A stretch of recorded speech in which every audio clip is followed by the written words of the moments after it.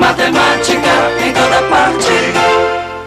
Nessas situações realistas que nós estamos trabalhando, tanto no mundo dos negócios como ali na sala de aula, uma coisa importante é não maquiar os números. Ou seja, os números do mundo real, eles são números mal comportados, né? Números com muitas casas decimais, etc. Tal. Nessa hora é importante trabalhar a calculadora, não é? A calculadora ajuda muito, principalmente depois de várias contas sucessivas, mas o cálculo mental também é importante. O mundo financeiro não pode prescindir de sofisticados aparatos de cálculo como calculadoras e planilhas eletrônicas. E as pessoas também não. Por isso, as calculadoras estão embutidas em objetos de uso cotidiano. Já a história do cálculo é tão antiga quanto a própria civilização. As primeiras contagens foram feitas com o que estava mais à mão, ou seja, a própria mão. Usar dedos para contar foi uma das primeiras ações de natureza matemática que se tem notícia, a correspondência 1 a 1. Nosso sistema de numeração é decimal, porque temos 10 dedos nas mãos. Os símbolos que compõem um número são chamados dígitos. E dígito vem de digital, que é relativo a dedo. Para correspondências de contagens maiores, nossos antepassados começaram usando pedras. Para controlar seus rebanhos, os pastores faziam a correspondência de uma pedra para cada animal. A palavra cálculo tem origem na palavra latina calculus, que quer dizer pedra. Assim, vemos que o homem sempre utilizou instrumentos para calcular, dos mais simples aos mais complexos. O ábaco, por exemplo, é um dos mais antigos instrumentos de cálculo que se conhece. Ele é composto por uma moldura com barras paralelas, colocadas verticalmente, e cada uma corresponde a uma posição digital, como unidades, dezenas, centenas e milhares. E nessas barras estão os elementos de contagem, as contas deslizantes. A partir do século XV, com a invenção da imprensa e no período das grandes navegações, teve início a busca por métodos e instrumentos mais rápidos e eficazes. Leonardo da Vinci, o gênio da pintura renascentista e homem de grandes invenções, projetou aquela que seria, se tivesse sido construída, a primeira calculadora mecânica. 150 anos se passaram de Leonardo da Vinci até o filósofo e matemático Blaise Pascal. Em 1642, Pascal construiu a primeira calculadora mecânica. Sua invenção, formada por um sistema de engrenagens, fazia adições e subtrações. 30 anos depois, o filósofo e matemático Leibniz construiu a primeira calculadora mecânica que fazia multiplicações e divisões.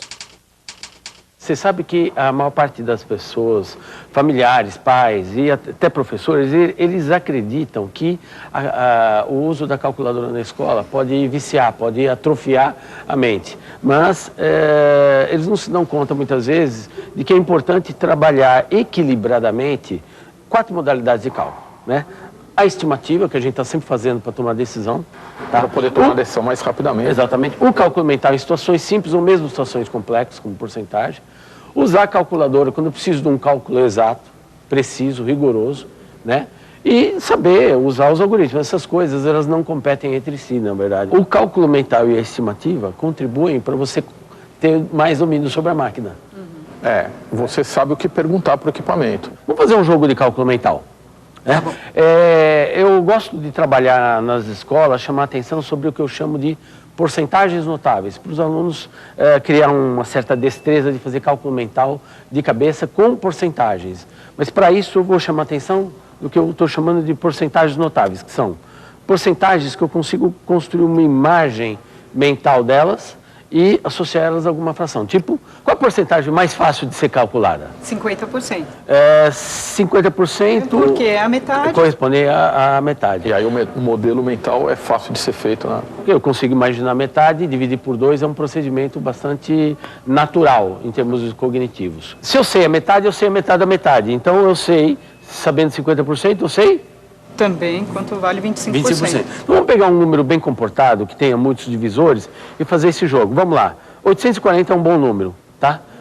840. 50%? 420.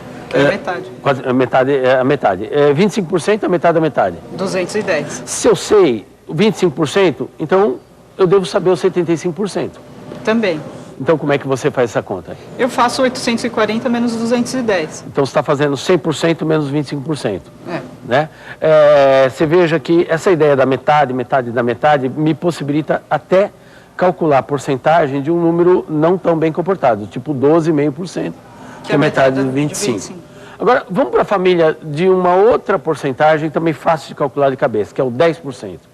10% é super fácil, eu corto um zero ou faço correr uma vírgula. 84. Então, 84, 10% de 840 é 80. Se eu sei 10%, eu devo saber o dobro de 10% e a metade de 10%. Então vamos lá, 20%? 20%, 84 mais 84, dá 168. 168. E os 5%, que é metade de 10%? 42. 42. Muito bem. Se você produziu de cabeça o 10%, o 20% e o 5%, você pode produzir mentalmente outras porcentagens. Quais sejam? 5 e 10? 5 e 10, 15. 10 30. e 20, 30. Então vamos calcular 30% do 840. Pode ser 20% mais 10%, Ok. ou então 3 vezes 10%. Que dá? Que vai me dar, se for 10 mais 20, vai dar 84 mais 168, 252. 252. Você já sabe que é 252. Bom, você vê que por esse esquema você já poderia calcular o dobro do 30%, né? Ou 70%. Ou seja, cálculo mental e porcentagem tem tudo a ver, certo? Certo.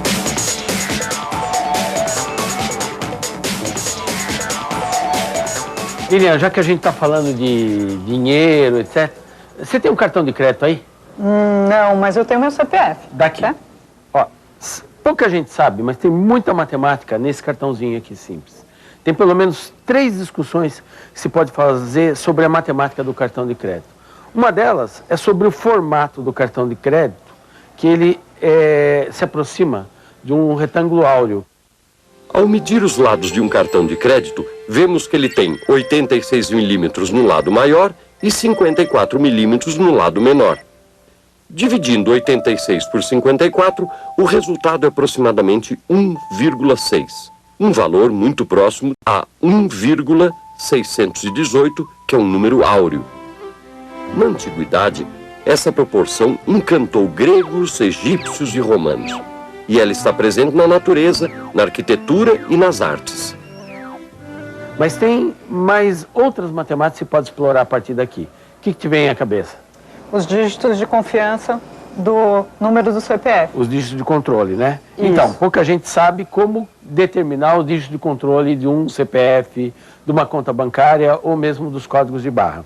Agora, existe uma outra coisa que nos cartões de banco é muito comum. Por exemplo, se eu quiser pegar o seu cartão e pegar dinheiro na sua conta, não vai ser possível, certo? Por quê? Porque lá dentro está guardado um número que é o seu número da senha. Então, a senha de um cartão de crédito, ela está intimamente ligada a um conteúdo de ensino fundamental. Né? Existem empresas que produzem números primos gigantes que está na base da formação das senhas. Os números primos são conhecidos há pelo menos 2.600 anos. Os matemáticos da Grécia Antiga ficaram intrigados com os mistérios desses números curiosos, que só podem ser divididos por eles mesmos e por 1. Euclides de Alexandria provou que podem existir infinitos números primos.